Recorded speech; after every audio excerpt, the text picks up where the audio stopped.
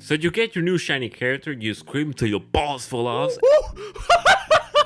and then right after you go to depression because you realize you don't have enough resources to properly raise your new son. What do you do? Oh, you use the lamp.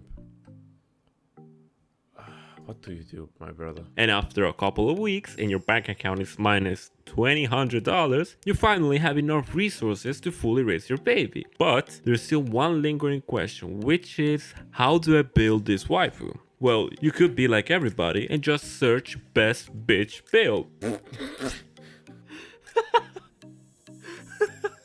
And it will be over right there. Farm for those artifacts and you get the best build for that specific character. You could do that, but in my opinion it removes the fun from the game, especially if you are in the later stages, considering that we don't have any or barely have any content for late game. The most you get for late game is the Abyss, and to be honest, it's boring. It's really boring. So in this video, I'm not going to tell you what are the best builds for each character, but instead you're learning the basis of building any character you like. The first thing we need to do is categorize the character in a role, and there are 4 main roles in Genshin Impact: DPS, sub-DPS, enabler, and support. But for the sake of simplicity, we are categorizing them into supporters and attackers. So how do you know in what role does your character belongs? To do that, all you need to do is answer a simple question. Does your character's abilities or passives have any effect in the battlefield, even when he's not the active character? If your answer is yes, your character is in the supports category, and if your answer is no, your characters belong to the attacker's role. Obviously, this isn't the best way to categorize characters because we are not considering a lot of factors. Just think about Zhangling and Klee, whose answer to the question is yes, but they're not really considered support characters. But like I said, it's only for the sake of simplicity. With that being said, why there is this need to know in which role your character belongs? This is necessary because each category has a set of stats they always prioritize. For the attackers, they will focus everything on gaining attack. So they're going to max stats like attack, crit rate, and crit damage. Instead, for supporters, we are gonna talk about it later as it's more complicated than the attackers. Now that you understand what stats are the most used for each role, we need to understand why these stats are the main focus. Let's start with the most obvious one, which is the attackers. As the name implies, the goal of this role is to do damage. So what a better way to do lots of damage than building damage artifacts? Let's start with attack. Attack comes in 2 forms, flat attack and percentage attack. Flat attack is simple, you gain the same amount of attack as the number attributed to the stat, while percentage attack works that you gain attack in percentage from your base attack.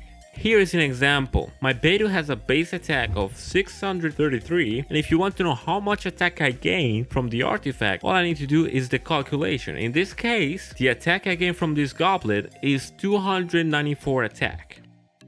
Now, there is a question that a lot of players are wondering, is it better to have flat attack or percentage attack? To explain this topic to the fullest, this needs its own video, but since we don't have that time, I'm going to simplify it. Percentage attack scales way better than flat attack, so in most cases, if you have to choose between the two, go for percentage attack. Now let's talk about the big boys, crit rate and crit damage. Crit rate is a percentage number that indicates the possibility that your attack crits, while crit damage indicates how much damage your crit attack does. Now there is a big question here. Is it better to go fully percentage attack artifact, or is it better to sacrifice some attack for crit damage / crit rate? And again, this needs his proper videos, so the TLDR for this question is crit rate and crit damage scales way better than percentage attack, because the way crit damage works is that its bonus damage is applied after all the bonuses have been calculated, while percentage attack works with the base stat. And also, crit rate / crit damage works very well with elemental damage, because elemental damage can crit. By the way, if you want to know more about the technicalities about the stats, let me know in the comment section. I'll happily make a video for you. Now that you know how these stats work, here is where the fun part begins. Because obviously, these are the main stats they use for attackers, but that doesn't mean that they are the best for every character. Let's take Ningguang for example. Her Jade Screen Endurance scales off of her HP, but since she's mostly used as an attacker, HP shouldn't even be considered to add. So why should you even bother? Well, it depends on your playstyle. How do you want to play the game? If you give Ningguang some HP, her Jade Screen will be sturdier, which means you can block more attacks, you can kite enemies better, and you get to use the Jade Screen Geo damage bonus more often. You can see that just adding HP to the mix makes the way you play different from your traditional glass cannon. Obviously, when you reach a certain point in a game, which I call late game, you can basically one-shot everything in the game, and in my opinion, when I reach that point, I wouldn't want to play anymore. There is no fun in just shotting everything you see. Now that we got the attackers out of the way, let's go to the characters that make everything they can so their waifu can shine the most. We're talking about supporters. Supporters' main role is to support. What does it mean to support? The basic job of a support is to make the party's job easier. That could come with stats increases, giving more attack, crit rate, defense, etc, etc. By healing the party, or by blocking damage or blocking attacks, and repositioning enemies. So what stats does support prioritize? Like I said before, this is a bit more complicated as the supports don't follow a specific pattern as the attackers. What I mean is, let's take Barbara and Kiki for example. Both of these characters are mainly healers, but the way they work at their core is very different. Let's take their healing. Barbara's healing scales with her max HP, while Kiki's healing scales off her max attack. You can see they both do the same job, just in a different way. This is just one of many examples why supporters don't follow the same pattern as attackers. But there are always some stats that are almost always present, which are energy recharge, HP, healing bonus, and elemental mastery. So what is energy recharge? Energy recharge determines how fast you get your ultimate back, how effective the particles you collect by using elemental skill by killing enemies are.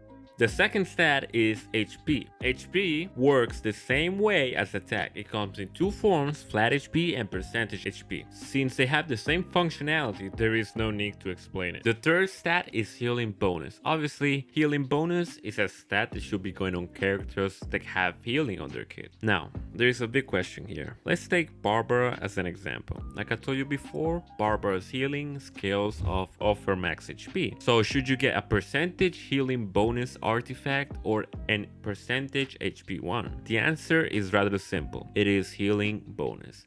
But why though? Why should you pick healing bonus? Because healing bonus is like crit. Its bonus is calculated after all the other bonuses have been applied. You can see there is a trend here. The same thing happened with attackers. Having bonus post calculation is better than having bonuses off base stats. Now, hear me out here. I want to make one thing clear. I'm not saying don't build HP on Barbara and focus like I have percentage healing bonus, I can do whatever I want. No, the same thing goes with attackers. I'm not saying don't build attack. The only reason crit rate, like crit in general, works very well and percentage healing bonus works well is because the attack they gain from the percentage artifacts are high, but when you reach a certain point, getting percentage attack or percentage healing is not gonna have that big of an effect like it would be in mid game, let's call it that. So when you reach like this transition from mid game to late game, you see the 8% attack slash percentage HP is not going to be that effective. So you're gonna want to make this transition to sacrifice some attack slash some HP for these percentages, because percentage works very well with high numbers, like basic math. So I want to make things clear. Now let's go to elemental mastery. At first I thought elemental mastery increased the damage done by elemental skills and elemental burst. Boy, was I wrong. Elemental mastery determine how much damage each elemental reaction does. What do I mean by this? You know, when you combine electro and pyro, it will trigger an overload reaction, dealing X amount of damage. Elemental mastery determine how much damage that X reaction does. There are ways to calculate how much damage you will have, but instead of bringing more boring calculation, I want to ask you a simple question. What are the characters that Elemental Mastery works best? I'll give you 3 seconds.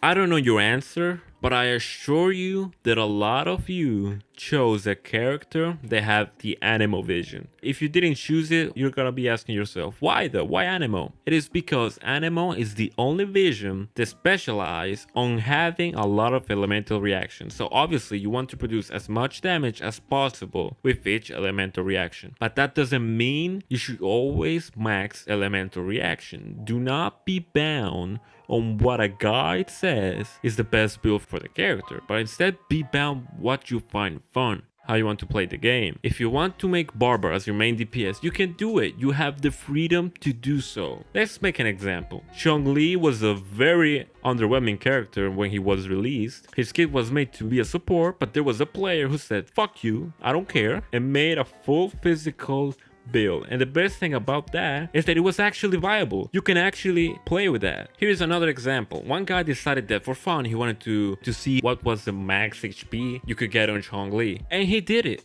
He did it. If I'm not mistaken, he arrived to 60k HP. I know it's not the best build, but I can tell you one thing. It's gonna take a long time before Zhongli goes down. What I want to say is how you build your characters depends on how you want to play the game. You have a lot of freedom. Use it. Be curious. Try things never done. Like I said before, if you want to make Barber as your DPS, you can do it. Don't be blocked because a guy tells you what is the best build to choose, but instead build what is best for you. Thank you guys for tuning in. I hope you enjoyed this video. Let me know what you think. Did I hit the mark with some of you guys? Did I change the way you see the game in some way? Let me know down in the comment section below. I hope you have a fantastic day and peace.